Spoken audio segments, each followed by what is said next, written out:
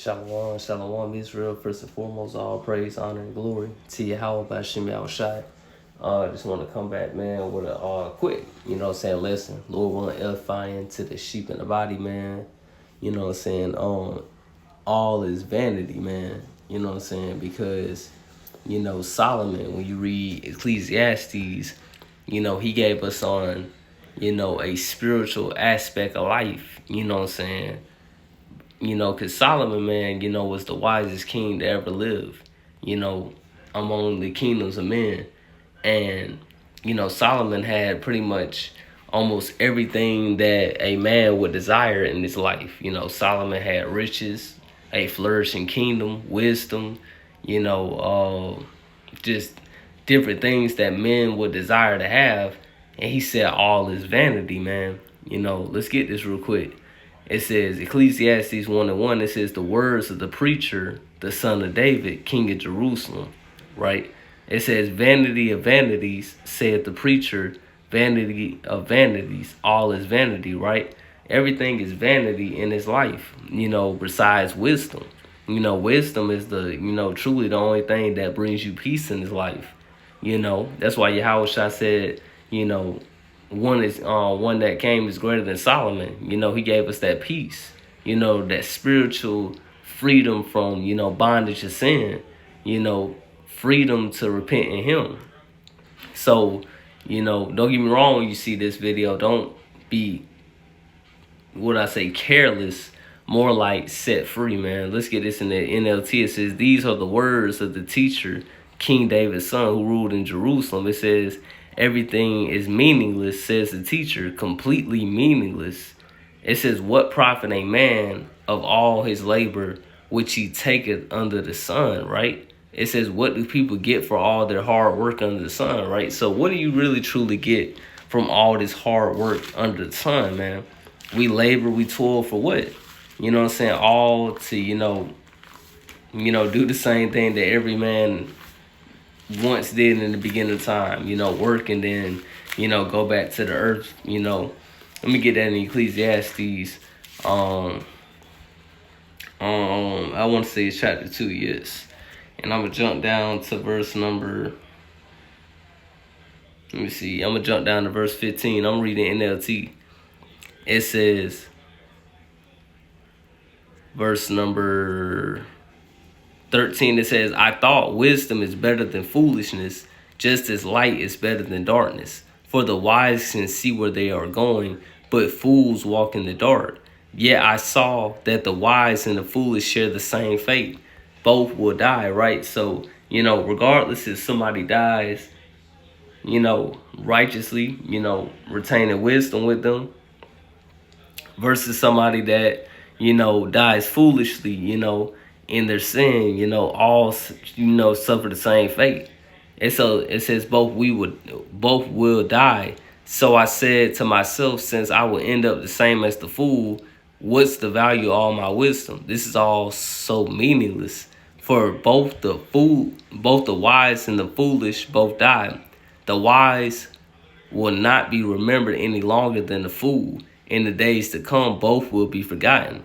So I came to hate life because everything done here under the sun is so troubling. Everything is meaningless, like chasing the wind. I came to hate all my hard work here on earth, for I must leave to others everything I've earned, right? Saying the same thing that, he said in chapter 1. What profit has a man under the sun? We work so hard, work all these hours, do all these things to what? To never own nothing in his life. Right now, because we're the tail and these other nations are the head, But we know that Yahweh promised to say that, the first will be last and last will be first, right? So we're last now to be first next, So, this life right here is, meaningless to us, Like we said, not like we're living careless, but more like set free spiritually, man.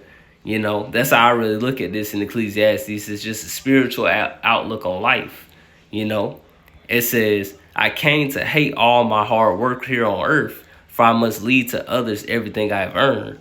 And who can tell whether my successors will be wise or foolish, yet will they control everything I have gained by skill and hard work under the sun. How meaningless, right? So, we got to leave, everything that, that we work for, and who can tell, if, what's going to pay off, in our last end, but it's so good to still enjoy yourself, if that makes sense, because let me get that real quick. Close this out real quick. Let's get that real quick. Man, enjoy himself. I think it's 3, Ecclesiastes 3. You still want to enjoy yourself at the end of the day, Let me see. Let's get Ecclesiastes 3. Yeah, let's get this right here.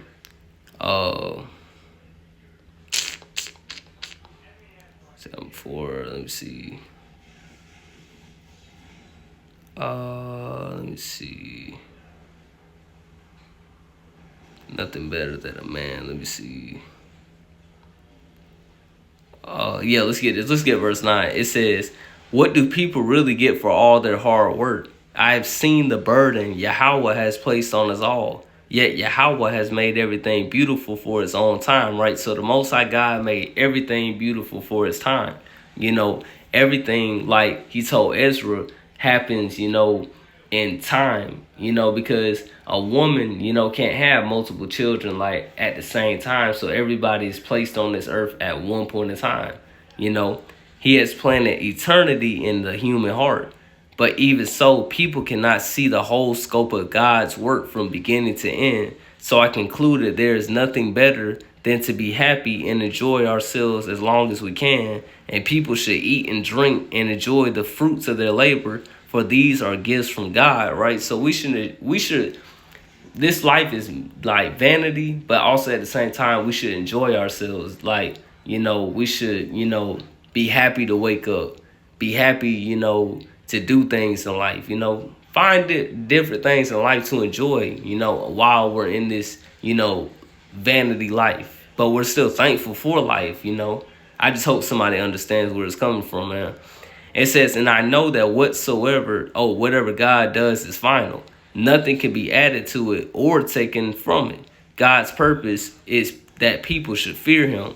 What is happening now has happened before, and what will happen in the future has happened before, because God makes the same things happen over and over again," right? So, the Most High God, Yahweh, makes the same things happen over and over again, for his purpose that man should fear him. Everybody on this earth should fear Yahweh B'Shem Yahushua, man. It says, "I also noticed that under the sun there is an evil in the courtroom. Yes, even the courts of law are corrupt. I said to myself, in due season, God will judge everyone, both good and bad, for all their deeds. I also thought about the human condition, how God proves to people that they are like animals. For people and animals share the same fate. Both breathe and both must die. So people have no real advantage over the animals. How meaningless. Both go to the same place. They came from dust and they return to dust. For who can prove that the human spirit goes up," right? So when you die, your spirit goes up to the Most High, and your body is laying sleep until, the judgment. And the spirit of animals goes down into the earth. So I saw that there is nothing better for people than to be happy in their work, right? Enjoy life, man. I know it can be stressful. I know it can be vanity, but still enjoy yourself at the same time. It says, "This is our lot in life. No one can bring us back to see what happens after we die," right? Same thing that everybody must do. That battle between life and death, and that's something that everybody has to face, that we have to all, go. But like Solomon said, we enjoy ourselves righteously under the sun. We don't try to be over righteous about a lot of things. We just try to sit back and actually enjoy life, man. Don't sit here and live miserable every day, man. I know everything is vanity, but still, have fun righteously, man. Get a last precept. I think it's Wisdom of Solomon. Let me see. It's Wisdom of Solomon. I think it's one in Sirach, but I ain't gonna get that. Uh, it was really just going into how a man gathers instruction from his youth up, so when he gets old, that wisdom bees with him. Let me get that in Ecclesiastes 7 though, because all is vanity in this world. Everything that we try to pursue after is vanity. But the one thing that we should be chasing after is wisdom, man. The most best thing you can ever have in this world is wisdom, man. Let's get wisdom of Solomon. Let's get 7, verse number 7. Let's get verse 7. It says, "Wherefore I prayed, and understanding was given me. I called upon Yahweh, and the spirit of wisdom came to me." Right? So this is Solomon talking about when, in 1 Kings 3, he called upon the Most High God for wisdom. And the spirit of wisdom came to him. Solomon was very wise. If you read the rest of this chapter on your own time, Solomon told you exactly the wisdom that the Most High God gave him. Because before this truth, I always wonder, what did Solomon know? I know he was wise, but what did he actually know? So if you want to get the time to, read this, man, by all means, please do. It says, "I prefer her before scepters and thrones," right? So Solomon said, before scepters and thrones and esteemed riches, nothing in comparison of her. Solomon said he just wished that he just had wisdom before thrones, money, all these things. It says, "Neither compare I unto her any precious stone, because all gold in respect of her is as a little sand, and silver shall be counted as clay before her," right? So wisdom is nothing to be compared to. Wisdom is that Proverbs 31 that Solomon was speaking about. When Solomon was writing Proverbs 31, he was speaking about wisdom. Don't get me wrong, there's a lot of women in our nation that's virtuous, but no woman can ever compare to wisdom, man. You know what I'm saying? She's going to be with us all the way until the end. It says, "I loved her above health and beauty, and chose to have her instead of light. For the light that cometh from her never goeth out," right? And we know that Yahweh Shai is the spirit of wisdom, man. That's how the prophets of old and all these men in the Bible wrote these books, because they had the spirit of wisdom, which is Christ in them, man. Hamashiach Yahweh Shai. All good things together came to me with her, innumerable riches in her hands. And I rejoiced in them all, because wisdom goeth before them, and I knew not that she was the mother of them, right? So, man, wisdom, man, is the best thing that you can get, man.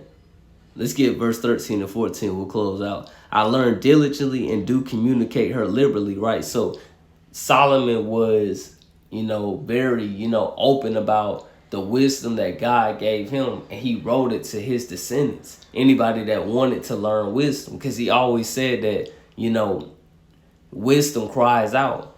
Wisdom tries to reach a lot of people, but she's not really manifested to a lot of people. As scripture says, "I do not hide her riches," right? The treasures that come from wisdom is innumerable spiritually, man. When you stacking up riches, man, especially on the other side, man, this is the condition of the battle, man. It says, "For she is a treasure unto men that never faileth, which they that use become the friends of God," right? So you can become a friend of the Most High God. I know that's what we all should be striving to be at the end of our life. When we take our last breath, is, that I can, stand in the presence of Yahweh Shem Yahushai, and give an account that, I tried my best to make wisdom my first love, that I tried to be a friend of the Most High. It says, "Being commended for the gifts that come from learning," right? Applying your mind and knowing wisdom, staying up late nights, waking up early in the morning, seeking the spirit of wisdom, man.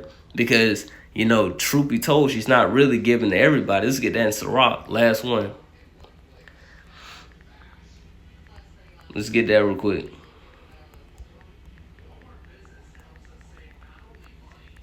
Let's get this real quick. Sirach, is that 6 and 22?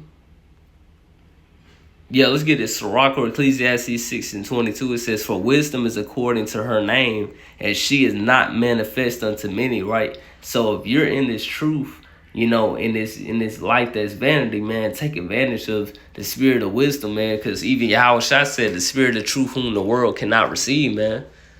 So all is vanity, but seeking wisdom, man, is the most thing, man, that we can do, and enjoy ourselves while we're under the sun, man, until the time that we, like all others, before us and after us, had to return to the dust. And the spirit that the Most High gave us has to go back to Him.